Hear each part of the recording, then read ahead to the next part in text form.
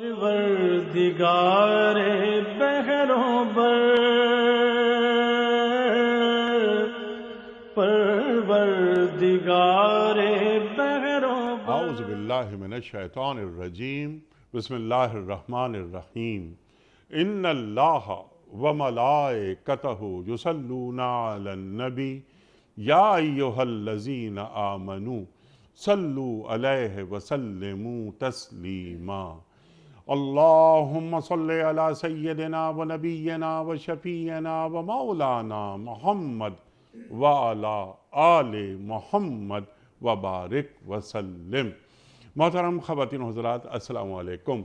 پیام صبح کے ساتھ ایک بار پھر حاضر میں ہوں آپ کا میزبان انیق احمد۔ خواتین و حضرات، آپ اور ہم جانتے ہیں کہ پیر، منگل، بدھ اور جمعرات ان 4 دنوں میں ہم بات کرواتے ہیں اپنے معزز علماء سے قرآن کریم کی مختلف آیات کے حوالے سے، لیکن جمعہ اور ہفتہ 2 دن سوال و جواب کے لیے ہوتے ہیں۔ ان 2 دنوں میں ہم آپ کی جانب سے آئے ہوئے سوالات پیش کرتے ہیں اپنے عہد کے ایک جید مفتی صاحب کی خدمت میں، اور ان سے حاصل کرتے ہیں اپنے مسائل کا حل قرآن و سنت کی روشنی میں۔ خواتین و حضرات، آج کے ہمارے معزز مہمان محترم مفتی منیب الرحمان صاحب۔ خواتین و حضرات، مفتی منیب الرحمان صاحب ہمارے ملک کا ایک جانا مانا نام، مقبول محبوب نام، پیام صبح کا لازمی جز اور روزنامہ دنیا کے مسلسل اور مستقل کالم نگار۔ خواتین و حضرات، مفتی منیب الرحمان صاحب کو خوش آمدید کہتے ہوئے پروگرام کا آغاز اللہ تعالیٰ کے بابرکت نام سے۔ اعوذ باللہ من الشیطان الرجیم، بسم اللہ الرحمن الرحیم۔ هو الذي خلق لكم ما في الأرض جميعا ثم استوى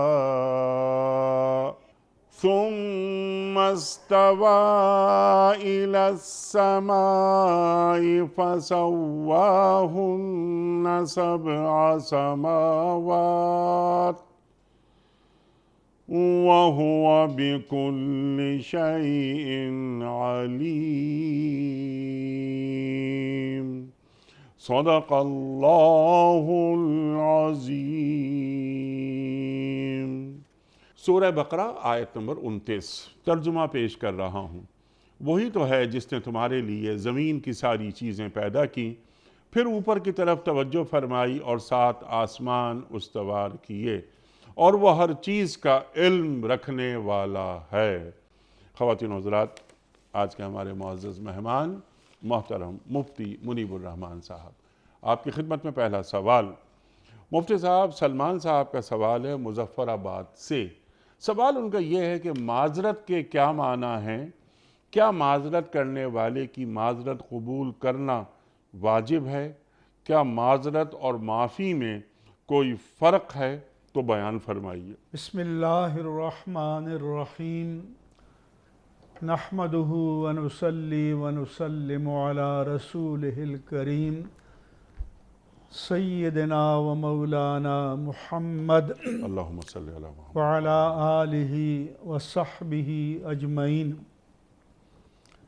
انیق احمد صاحب، آپ اجازت دیں تو اس مسئلے پہ ذرا تفصیل سے بات کی جائے۔ ارشاد۔ عربی زبان میں معذرت کے ایک معنی ہے عذر پیش کرنا جی۔ یا بہانہ بنانا، اور ایک معنی ہے معافی مانگنا۔ جو بہانہ بناتا ہے وہ اپنی غلطی کو غیر مشروط طور پر تسلیم کرنے کے بجائے جسٹیفائی کرتا ہے۔ ٹھیک۔ جیسے اللہ تبارک و تعالی نے ابلیس سے فرمایا کہ ما منعک اللہ تسجد اذ امرتک، جب میں نے تمہیں حکم دیا تھا کہ آدم کو سجدہ کرو تو کس چیز نے تجھے سجدہ کرنے سے روکا؟ اس نے جواباً کہا خلقتنی من نار و خلقتہ من طین، یعنی اس سے جو اللہ کی حکم عدولی ہوئی اس کو تسلیم نہیں کیا، بلکہ اپنے فعل کو جسٹیفائی کیا کہ اللہ تو نے مجھے آگ سے بنایا ہے، ٹھیک، آدم کو مٹی سے بنایا ہے، آگ لطیف ہوتی ہے، مٹی کثیف ہوتی ہے، لطیف چیز اعلیٰ ہوتی ہے، تو اعلیٰ ہو کر ادنا کے سامنے کیسے سجدہ کر لیتا؟ اس کو عقل نہیں مانتی، دلیل نہیں مانتی۔ اس کے مقابل حضرت آدم و حوا علیہم السلام کو حکم ہوا کہ وَلَا تَقْرَبَا هَٰذِهِ الشَّجَرَةَ، ان کو فرمایا کہ جنت میں داخل ہو جاؤ، جدھر چاہو جہاں چاہو کھاؤ، رزق واسع ہے، لیکن ایک پابندی ہے کہ وَلَا تَقْرَبَا هَٰذِهِ الشَّجَرَةَ، اس خاص درخت کے قریب نہ جانا۔ ٹھیک، وہ بتقاضۂ بشری چلے گئے تو اللہ تبارک و تعالیٰ نے ان سے بھی جواب طلبی فرمائی، تو انہوں نے کوئی عذر اور بہانہ نہیں پیش کیا، اللہ کی بارگاہ میں عرض کیا کہ ربنا ظلمنا انفسنا وَإِن لَّمْ تَغْفِرْ لَنَا وَتَرْحَمْنَا لَنَكُونَنَّ مِنَ الْخَاسِرِينَ، اے ہمارے پروردگار، ہم نے اپنے آپ پر زیادتی کر لی، اب اگر تو ہمیں نہیں بخشے گا اور ہم پر رحم نہیں فرمائے گا تو ہم نقصان اٹھانے والوں میں سے ہو جائیں گے۔ اس طرح اللہ فرماتا ہے کہ وَظَنُّونَ إِذ ذَهَبَ مُغَاضِبًا فَظَنَّ أَن لَّن نَّقْدِرَ عَلَيْهِ، اور مچھلی والا نبی یعنی یونس علیہ السلام جب اپنی قوم سے ناراض ہو کر چلے گئے تو انہوں نے گمان کیا کہ ہم ان پر تنگی نہیں کریں گے، گرفت نہیں کریں گے، لیکن جب ان کو احساس ہوا تو اللہ فرماتا ہے کہ فنادیٰ فی الظلمات، انہوں نے مچھلی کے پیٹ میں تہ در تہ ظلمتوں میں اللہ کو پکارا کہ لا الہ الا انت سبحانک انی کنت من الظالمین، اے اللہ تیرے سوا کوئی عبادت کا لائق نہیں، تو ہر عیب سے پاک ہے، مجھ سے زیادتی ہو گئی۔ تو اللہ نے فرمایا کہ فاستجبنا لہ، ہم نے ان کی دعا کو قبول فرمایا، ونجیناہ من الغم، اور ہم نے ان کو غم سے نجات دی، وَكَذَلِكَ نُنْجِي الْمُحْسِنِينَ، ہم احسان شیار بندوں کو ایسے ہی بدلہ دیتے ہیں، اجر عطا کرتے ہیں۔ معذرت کے ایک معنی جو اپنی غلطی کو جسٹیفائی کرنا یا بہانے بنانا، یہ قطعاً اللہ تعالیٰ کی بارگاہ میں پسندیدہ نہیں ہے۔ قرآن مجید کی سورہ احزاب میں غزوہ تبوک کا سیاق و سباق بیان کیا گیا کہ یہ مشکل دور تھا، تنگی کا لشکر تھا، جہاد کی تیاری میں مالی مشکلات درپیش تھیں، تو اللہ تعالیٰ فرماتا ہے کہ لیس علی الضعفاء ولا علی المرضى ولا علی الذین لا یجدون ما ينفقون حرج اذا نصحوا للہ ورسولہ، جو جہاد میں نہ جا سکے، اللہ نے فرمایا کہ وہ بندے کہ جو اللہ اور اس کے رسول کے لیے پیکر اخلاص ہیں، جو کمزور ہیں، مریض ہیں، یا جن کے پاس مصارف سفر نہیں ہیں، اور وہ اس بنا پر جہاد میں نہ جا سکے ان کے لیے کوئی حرج نہیں۔ ما علی المحسنین من سبیل، ایسے احسان شیار لوگوں کے بارے میں فرمایا کہ ان کی کوئی مذمت نہیں کی جائے گی، اور اللہ بخشنے والا اور مہربان ہے۔ پھر فرمایا کہ وَلَا عَلَى الَّذِينَ إِذَا مَا أَتَوْكَ لِتَحْمِلَهُمْ، وہ لوگ بھی جو آپ کے پاس آئے کہ ہم جہاد کے لیے تیار ہیں مگر ہمارے پاس سواری نہیں، زاد راہ نہیں، یا رسول اللہ سواری دیجئے، صلی اللہ علیہ وسلم۔ تو قُلْتَ لَا أَجِدُ مَا أَحْمِلُكُمْ عَلَيْهِ، آپ نے ان سے فرمایا کہ میرے پاس سواری فراہم کرنے کے لیے وسائل نہیں ہے۔ تَوَلُّوا وَأَعْيُنُهُمْ تَفِيضُ مِنَ الدَّمِّ حَزَنًا، وہ پھر کر گئے اور غم کے مارے ان کی آنکھوں سے آنسو رواں تھے۔ کیوں کہ اللہ یجدوا ما ينفقون، ان کے پاس خرچ نہیں تھا، سواری نہیں تھی کہ وہ بھی جہاد میں جاتے۔ پھر اللہ نے فرمایا کہ انما السبیل علی الذین یستأذنونک وہم اغنیاء، جو مالدار ہوتے ہوئے، وسائل ہوتے ہوئے جہاد میں نہیں جانا چاہتے اور وہ آپ سے اجازت مانگ رہے ہیں، رضوا بأن یکونوا مع الخوالف، وہ چاہتے ہیں کہ پیچھے رہنے والوں میں شامل ہو جائیں۔ وَطَبَعَ اللَّهُ عَلَىٰ قُلُوبِهِمْ، اللہ نے ان کے دلوں پر مہر لگا دی ہے، وَهُمْ لَا يَعْلَمُونَ، وہ جانتے نہیں ہیں۔ تو یہ بہانے کرنے والوں کے بارے اللہ نے فرمایا کہ یا تَذِرُونَ إِلَيْكُمْ، جب مسلمان سرخرو ہو کر غزوہ تبوک سے واپس آئے تو اللہ نے پیشگی فرما دیا کہ یہ جو پیچھے رہنے والے ہیں 80 سے کچھ زائد افراد تھے، جب آپ لوٹ کر جائیں گے تو یہ بہانے بناتے ہوئے آپ کے پاس آ جائیں گے۔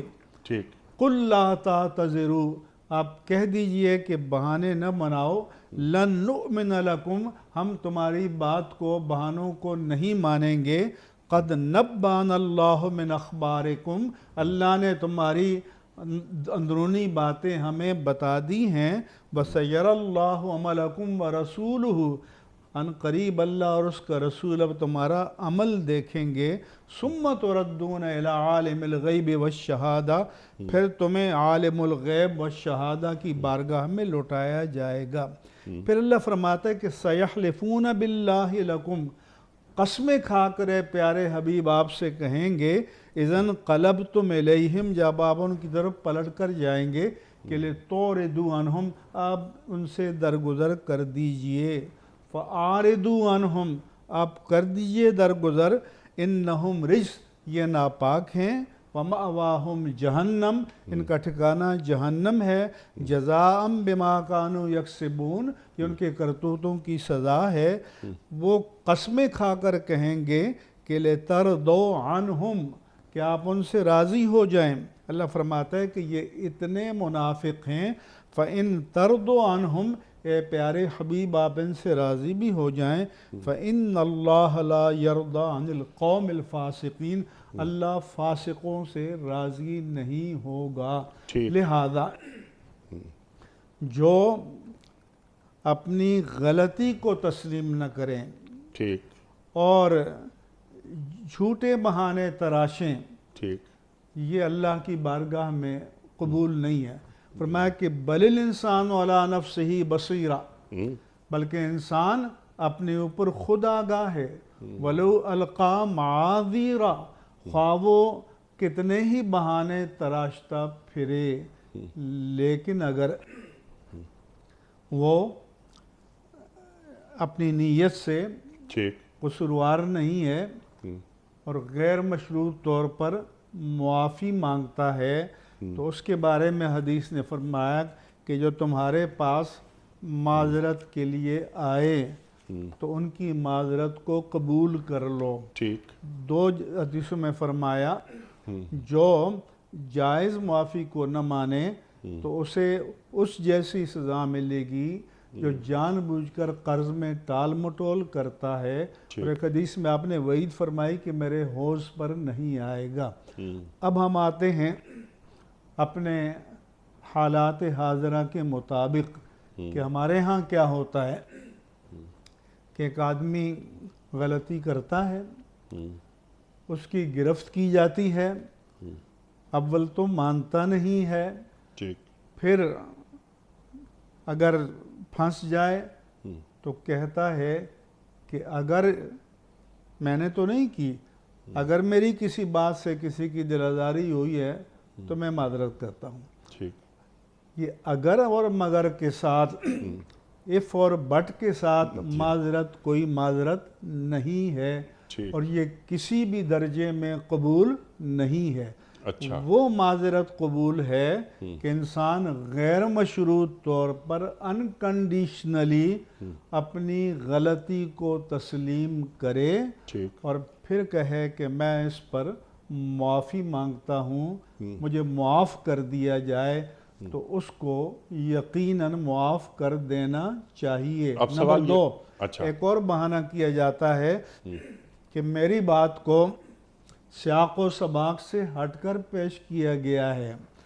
تو عربی زبان میں کلام اسے کہتے ہیں کہ وہ اپنے معنی پر اس کی دلالت بالکل واضح ہوتی ہے، لہذا معنوی اعتبار سے جس کا ما قبل پر انحصار نہ ہو، ما بعد پر انحصار نہ ہو، وہ یہ نہیں مانا جائے گا کہ میری بات کو سیاق و سباق سے ہٹ کر بیان کیا گیا۔ اگر اس کی دلالت اپنے مفہوم پر واضح ہے تو اس کی ذمہ داری آپ کو قبول کرنی ہوگی، اچھا، اور یہ سیاق و سباق کا بہانہ بھی یہ قابل قبول اور قابل سماعت نہیں ہوگا۔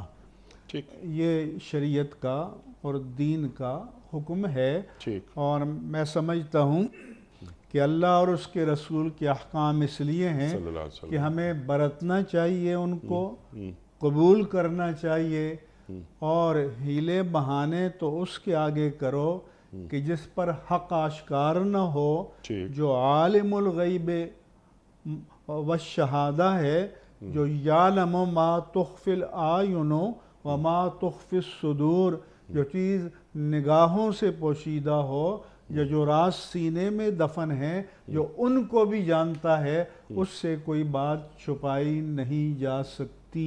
جی، سبحان اللہ، وہ علیم ہے، خبیر ہے، سمیع ہے، بصیر ہے۔ اب سوال بالتفصیل آپ نے بیان فرما دیا، لیکن سمپل سوال ہے، ذرا سا یعنی سامنے کا سوال، معذرت کو کیا ہم معافی کے خانے میں رکھ سکتے ہیں؟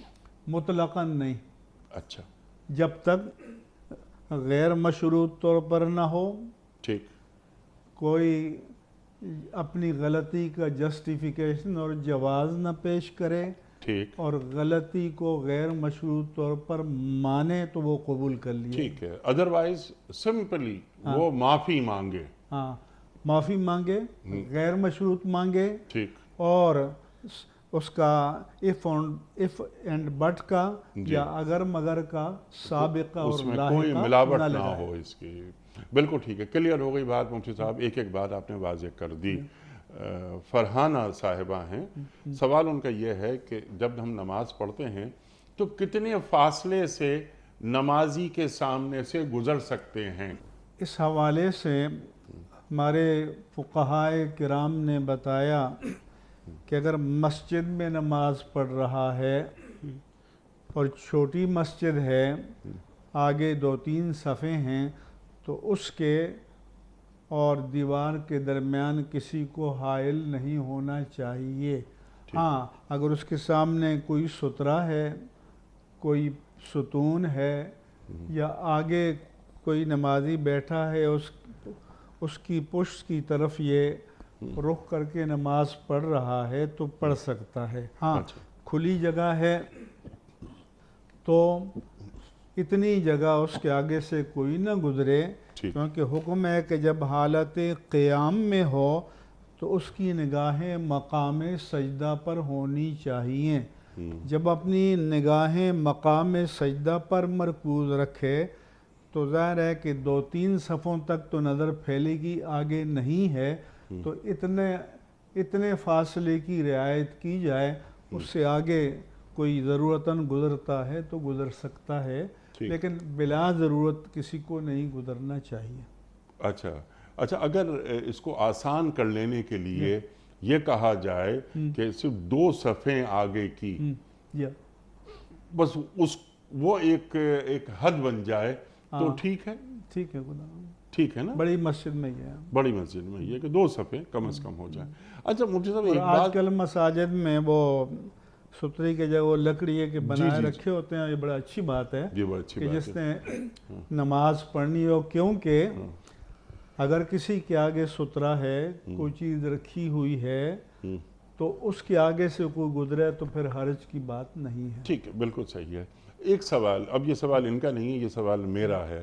یہ اتنی اس میں اتنی شدت ہے کہ نمازی کے سامنے سے نہ گزرا جائے، اس کی وجہ کیا ہے؟ یعنی وہ کہ یہ 40 اب وہ 40 واضح یہاں نہیں ہے۔ حدیث میں وعید آئی ہے کہ نمازی سے کے آگے سے گزرنے والے کو اگر اس فعل کی سنگینی کا احساس ہوتا جی ہاں، تو وہ 40 تک کھڑا رہتا، نمازی کے سلام پھیرنے کا انتظار کرتا۔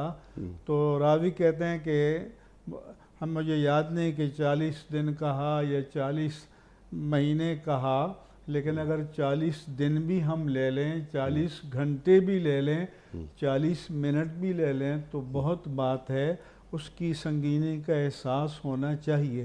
ہاں، جو آپ نے سوال کیا کہ شریعت میں شدت کیوں ہے، اس لیے کہ جب بندہ نماز پڑھتا ہے تو وہ یناجی ربہ، اپنے رب سے سرگوشی کرتا ہے، اپنے رب سے ہم کلام ہوتا ہے، اپنے رب کی حضوری میں متوجہ ہوتا ہے۔ سبحان اللہ، تو ایسے میں اگر کوئی سامنے سے گزرے تو یقیناً اس کی توجہ بٹ جائے گی، تو پھر عبد اور معبود کے درمیان بندے کو حائل نہیں ہونا چاہیے، کیونکہ نماز کی معراج جو ہے وہ حضوری بارگاہ رب العالمین ہے، پریزنس آف مائنڈ ہے، تو اس میں کسی کو حائل نہیں ہونا چاہیے۔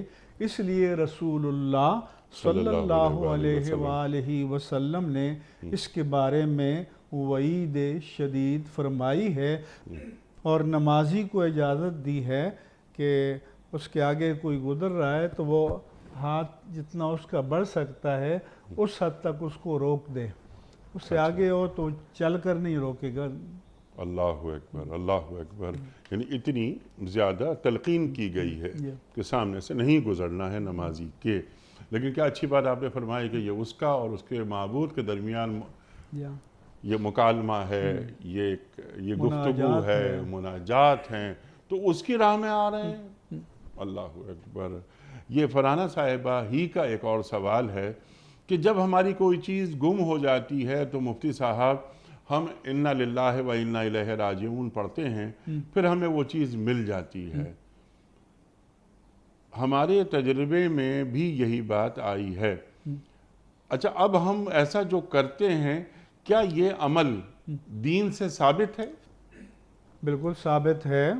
اچھا، کہ جب کوئی چیز گم ہو جائے تو انا للہ و انا الیہ راجعون بھی پڑھیں، اور سورۃ الطارق کی آیت ہے انہ علی رجعہ لقادر، کہ بے شک وہ اللہ تعالیٰ اس کو لوٹانے پر قادر ہے، تو یہ بھی پڑھے۔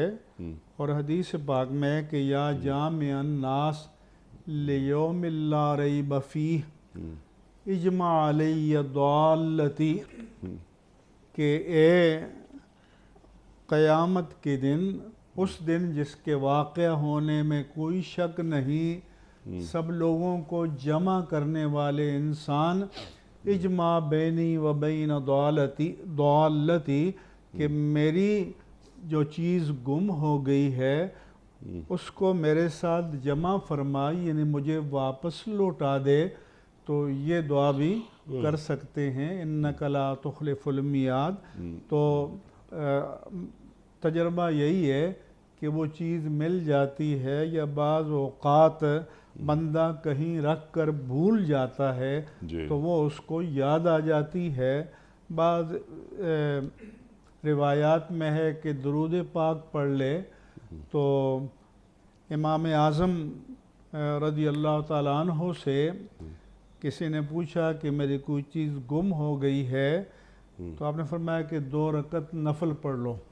اچھا اب ظاہر ہے کہ جب آدمی نفل پڑھتا ہے اور اللہ تعالیٰ کے حضور متوجہ ہوتا ہے تو شیطان کو یہ بات پسند نہیں ہے، اس کو بہکانا چاہتا ہے، توجہ کو ہٹانا چاہتا ہے، تو کبھی اس عالم میں اس کے ذہن میں آ جاتا ہے کہ میں نے یہ چیز فلان جگہ رکھی تھی۔ کلیئر۔ یہ سوال ہے محمد احمد صاحب کا حیدرآباد سے۔ سوال ان کا یہ ہے کہ مفتی صاحب آج کل ایک اہم مسئلہ قول و فعل کا تضاد ہے، اس میں عامت الناس، خواص، سیاسی رہنما اور حکمران تقریباً اکثر شامل ہیں، اس سے نجات کی صورت کیا ہے؟ قرآن کریم میں اللہ تعالیٰ کا فرمان ہے یا ایھا الذین آمنوا لما تقولون ما لا تفعلون، کہ مومنوں تم وہ بات کہتے کیوں ہو جو کرتے نہیں ہو، کبر مقتا عند اللہ ان تقولوا ما لا تفعلون، ٹھیک۔ اللہ تعالیٰ کے نزدیک یہ بات بہت بڑی ناراضگی کا سبب ہے کہ تم کہو کچھ اور کرو کچھ، یا تم وہ بات کہو جو خود تم نہیں کرتے۔ سورہ شعراء میں شاعروں کے بارے میں فرمایا، جو آوارہ منش شاعر ہوتے ہیں کہ الشعراء یتبعہم الغاوون، کہ شعراء کی پیروی گمراہ لوگ کرتے ہیں، وَأَنَّهُمْ فِي كُلِّ وَادٍ يَهِيمُونَ، اور وہ خیال کی ہر وادی میں بھٹکتے رہتے ہیں، وَأَنَّهُمْ يَقُولُونَ مَا لَا يَفْعَلُونَ، اور وہ جو بات کہتے ہیں خود اس پر عمل نہیں کرتے۔ یہاں مطلقاً شعر کی نفی نہیں ہے، رسول اللہ صلی اللہ علیہ وآلہ وسلم کا فرمان ہے وَإِنَّ مِنَ الشِّعْرِ لَحِکْمَةً، کہ بعض شعر ایسے ہیں کہ جن میں حکمت کی بات ہوتی ہے، دانائی کی بات ہوتی ہے، فراست کی بات ہوتی ہے، اللہ تبارک و تعالیٰ کی حمد بیان ہوتی ہے، اللہ کے رسول کی نعت بیان ہوتی ہے، صلی اللہ علیہ وسلم، یا کسی اچھے پیغام کا فصیح و بلیغ انداز میں ابلاغ ہوتا ہے، تو ان اشعار کی مذمت نہیں ہے۔ جو آوارگی پر مبنی اشعار ہوتے ہیں ان کی مذمت بیان کی گئی ہے۔ اس لیے قول و فعل میں تضاد نہیں ہونا چاہیے۔ حدیث پاک میں آتا ہے کہ رسول اللہ صلی اللہ علیہ وآلہ وسلم نے فرمایا کہ بنی اسرائیل میں پہلے پہل جب خرابی پیدا ہوئی تو وہ اس طرح ہوئی کہ وہ کسی شخص سے ملتے اور وہ غلط کام کر رہا ہوتا تو وہ کہتے یا ھذا اتق اللہ ودع ھذا، کہ بھائی یہ کیا کر رہے ہو، اللہ سے ڈرو، یہ کام جائز نہیں ہے، یہ مت کرو۔ لیکن فلما کان یوم الغد، جب اگلا دن ہوتا تو پھر وہ ان کو نہ روکتے، اور پھر یکون اکیلہم و شریبہم و خلیطہم، ان کے ہم نوالا، ہم پیالہ اور ہم مجلس، ہم نشین، ہم مشرب بن جاتے۔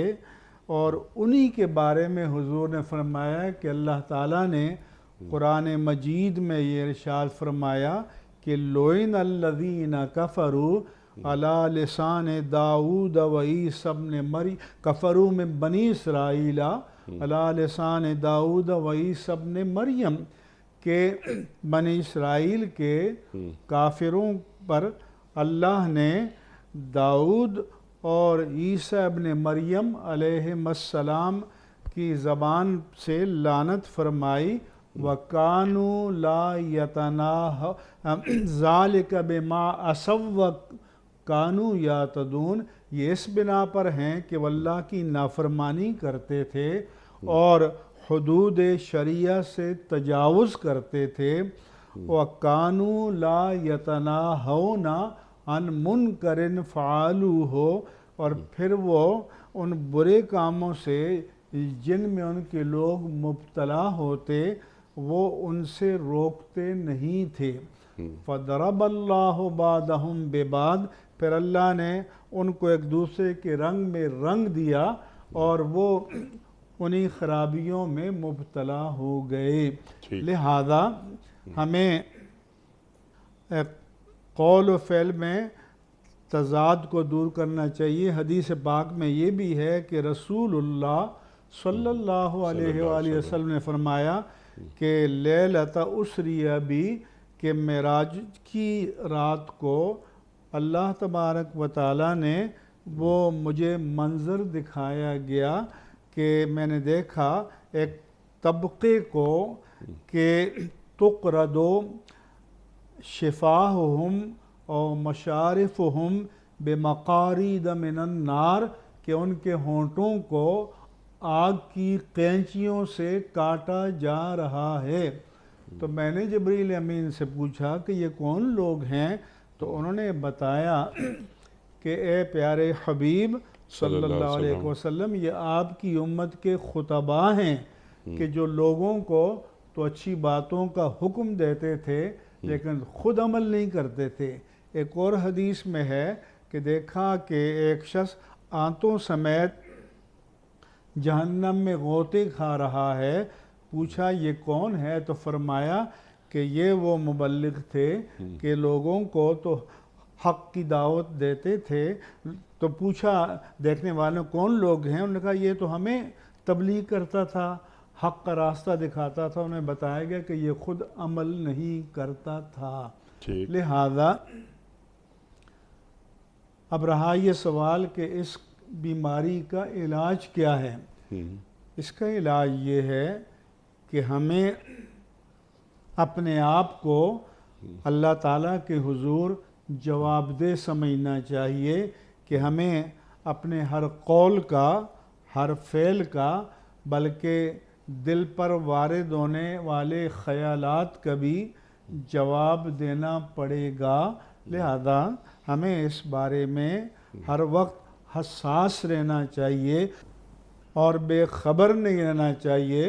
علماء بنی اسرائیل کے بارے میں فرمایا کہ تأمرون الناس بالبر وتنسون انفسکم وانتم تتلون الکتاب، کیا تم لوگوں کو نیکی کا حکم دیتے ہو اور اپنے آپ کو بلا دیتے ہو کہ جس کے مخاطب سب لوگ ہیں، ان احکام کے مخاطب تم خود بھی ہو اور تمہیں یہ بات سمجھ میں نہیں آتی؟ لیکن خدا نخواستہ کوئی ایسا داعی ہے، مبلغ ہے، جو دعوت تو خیر کی دیتا ہے لیکن وہ خود بے عمل ہے، تو پھر اس کے بارے میں کہا گیا کہ اسمع لما قال ولا تنظر لمن قال، تم یہ سنو کہ اس نے کیا کہا ہے، یہ مت دیکھو کہ کس نے کہا ہے۔ لہذا تمہیں اس دعوت حق کو، اس پیغام کو پر عمل کرنا چاہیے۔ داعی میں اگر کمزوریاں ہیں تو اسے اپنی بے راہ روی کے جواز کا حیلہ اور بہانہ ہرگز نہیں بنانا چاہیے۔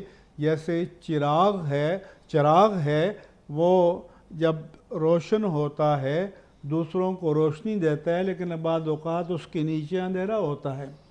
تو اس مبلغ اور داعی کی مثال اس چراغ کی سی ہے جو دوسروں کو تو روشنی فراہم کرتا ہے لیکن اس کے نیچے اندھیرا ہوتا ہے، لیکن جن کو وہ روشنی فراہم کرتا ہے انہیں اس روشنی سے استفادہ کرنا چاہیے، اور اس کی بے عملی کو اپنی بے عملی یا بدعملی کے لیے ہرگز جواز نہیں بنانا چاہیے۔ سبحان اللہ، سبحان اللہ۔ گفتار اور کردار میں ہم آہنگی ہونی چاہیے، قول اور فعل میں تضاد نہیں ہونا چاہیے، دین اسے ناپسند کرتا ہے۔ اس لیے رسول اللہ صلی اللہ علیہ وآلہ وسلم نے فرمایا کہ اعوذ باللہ من علم لا ينفع ومن قلب لا یخشع ومن نفس لا تشبع۔ تعلیم امت کے لیے فرمایا کہ اے اللہ میں تیری پناہ چاہتا ہوں اس علم سے جو نفع نہ دے، اس قلب سے جس میں تیرے لیے خشوع اور عاجزی نہ ہو، اور اس نفس سے جو حرص و ہوس کا مارا ہو اور کبھی سیر نہ ہو۔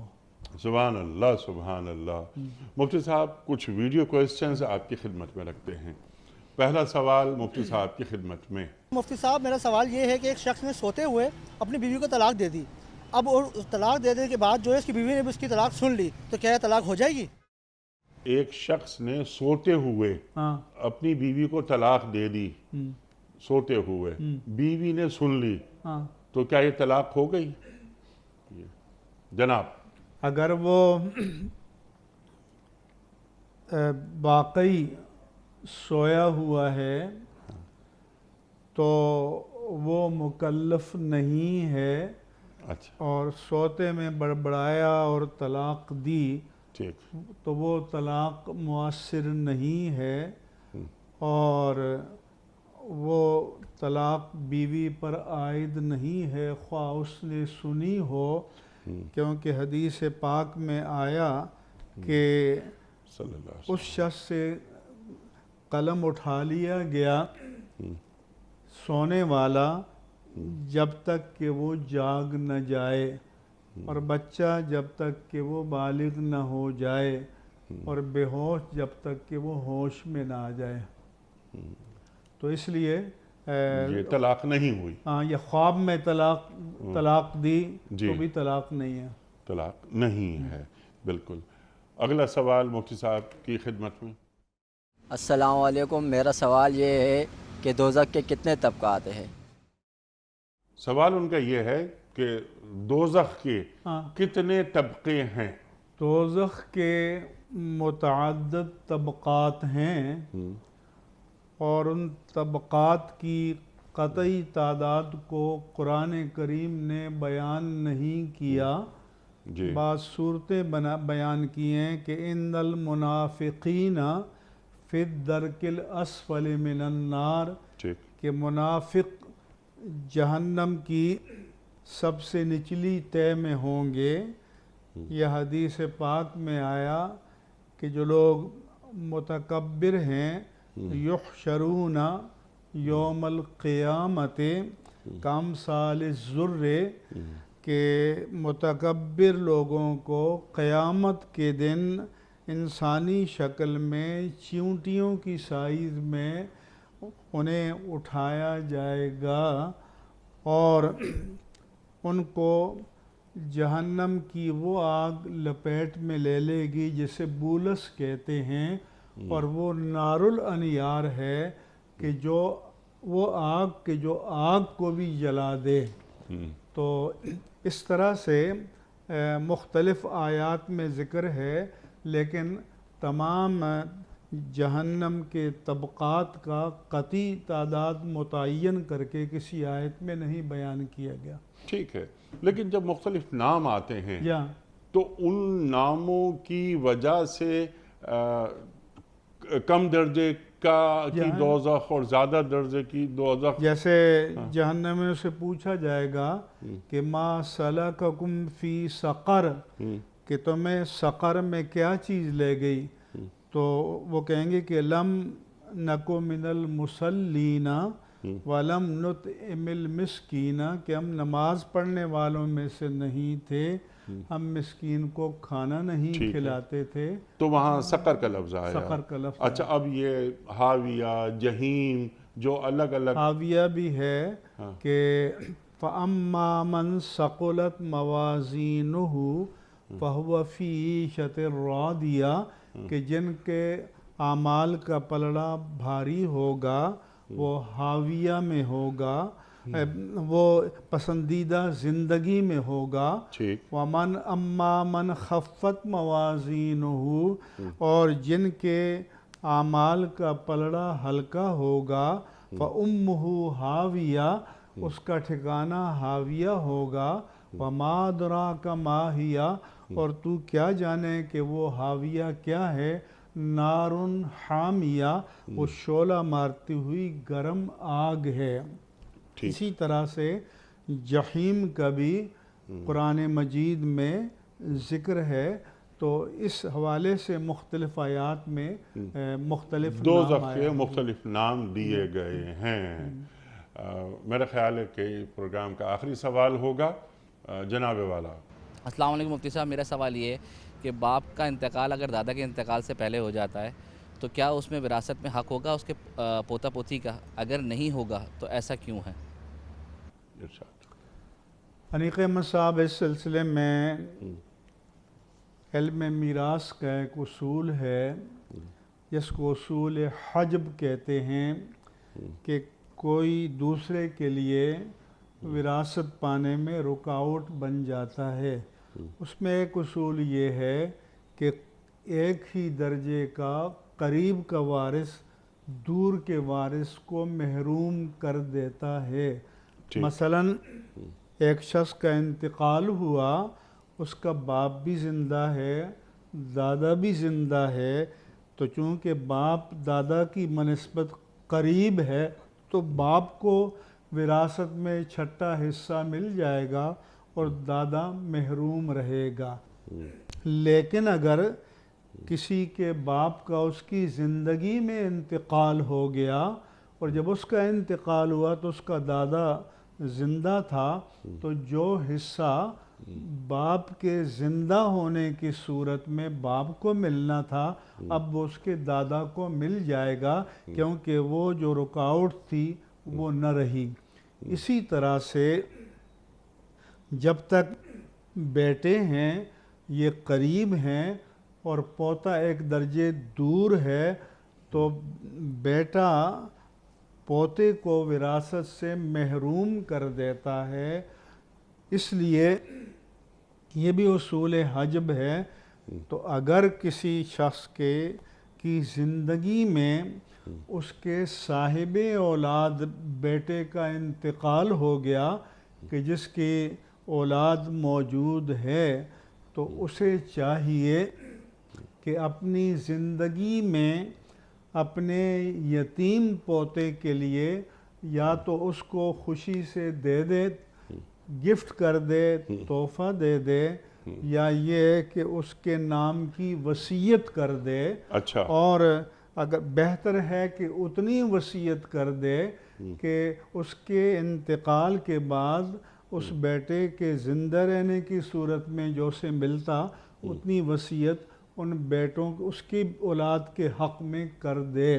ٹھیک، قرآن مجید میں اللہ نے فرمایا کہ جب تم وراثت کی تقسیم کرنے بیٹھ جاؤ تو ایسے ورثاء آئیں جو ضرورت مند ہیں تو تم وَإِذَا حَضَرَ الْقِسْمَةَ أُولِي الْقُرْبَى کہ وراثت کی تقسیم کے وقت قرابت دار آ جائیں کہ جو وراثت میں حصہ پانے کے حقدار نہیں ہیں تو ان کو بھی کچھ نہ کچھ دے دو۔ ٹھیک ہے، اس بات کو ذہن میں رکھتے ہوئے کہ اگر خدا نخواستہ کل آپ کا انتقال ہو جائے اور آپ کی یتیم اولاد جو ہے وہ محتاج ہوں، ضرورت مند ہوں، تو ان پر کیا گزرے گی؟